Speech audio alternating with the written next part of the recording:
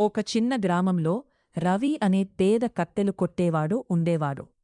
అతను అడవికి వెళ్లి కట్టెలు కొట్టి వాటిని అమ్మి తన కుటుంబాన్ని పోషించేవాడు.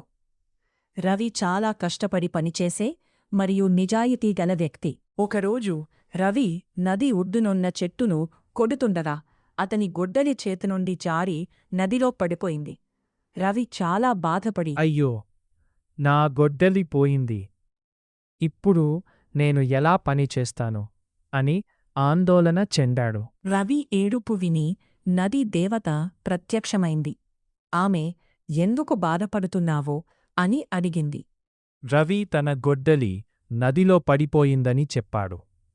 దేవత నదిలోకి వెళ్లి ఒక బంగారు గొడ్డలి తీసుకొచ్చింది. ఇది నీ గొడ్డలినా అని అడిగింది.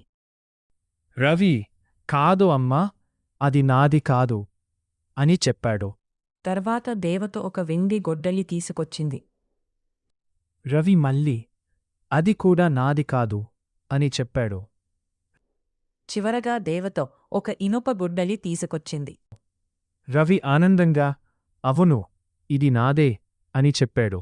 రవి నిజాయితీ చూసి దేవత చాలా సంతృప్తి చెందింది. ఆమె, నువ్వు నిజం చెప్పావు, అందుకే ఈ 3 గొడ్డళ్లను నీకే బహుమతిగా ఇస్తున్నాను అని చెప్పింది. రవి పొరుగింటి వ్యక్తి మోహనను ఈ విషయం తెలుసుకున్నాడు. అతనికి ఆశ పెరిగింది. మరుసటి రోజు తన గొడ్డలిని కావాలనే నదిలో పడేసి ఏడవడం ప్రారంభించాడు. దేవత వచ్చి ఒక బంగారు గొడ్డలి చూపించింది. మోహన్ వెంటనే, అవును, అది నాదే అని అబద్ధం చెప్పాడు. అబద్ధం చెబుతున్నాడని దేవతకు అర్థమైంది.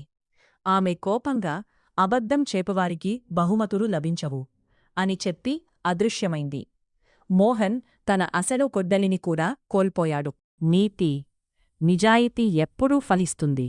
లోభం మరియు అబద్ధం నష్టానికే దారితీస్తాయి.